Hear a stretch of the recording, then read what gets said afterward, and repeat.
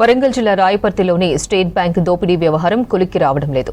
బ్యాంకులో దోపిడీకి పాల్పడిన వారి కోసం పోలీసులు ముమ్మరంగా గాలింపు చేస్తున్నారు. ప్రత్యేక పోలీసు బృందాలను రంగంలోకి దింపారు. బ్యాంకులో లభ్యమైన అగ్గిపెట్టె, రక్తపు మరకల ఆధారంగా దర్యాప్తు చేస్తున్నారు. అయినా నిందితులను గుర్తించలేకపోతున్నారు.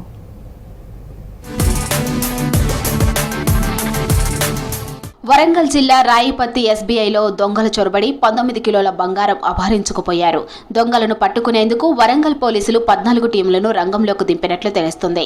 వరంగల్ కంబం జాతీయ రహదారి పక్కనే ఉన్న బ్యాంకులో దొంగలు గ్యాస్ కట్టర్, గ్యాస్ సిలిండర్లతో చొరబడి బంగారం ఎత్తుకెళ్లినట్లు పోలీసులు గుర్తించారు.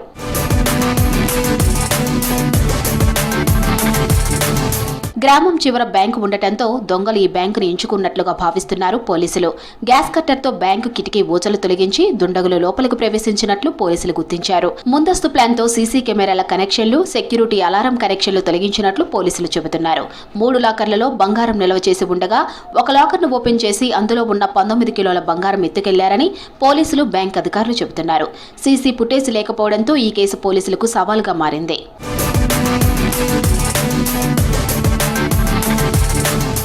ఇన్ని రోజులు కావస్తున్న దోపిడీకి పాల్పడిన వారి ఆచూకీని పోలీసులు కనుగొనలేకపోయారు. లాకర్ను గ్యాస్ కట్టర్తో కట్ చేసే క్రమంలో గాయపడిన దొంగ ఎక్కడ చికిత్స తీసుకుంటున్నాడు, మెడికల్ షాపుల్లో మందులు కొన్నాడనే కోణంలో పోలీసులు ఆరా తీసినా ఆనవాళ్లు లభించకపోవడంతో దొంగలను పట్టుకోవడం సవాలుగా మారింది.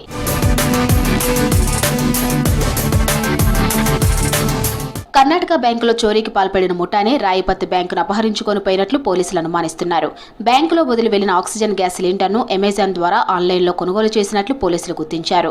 అది రాజమండ్రిలో ఉన్న చిరునామాకు డెలివరీ అయినట్లు తేలడంతో అక్కడికి ప్రత్యేక పోలీసు బృందం వెళ్లి గాలిస్తున్నట్లు తెలుస్తోంది.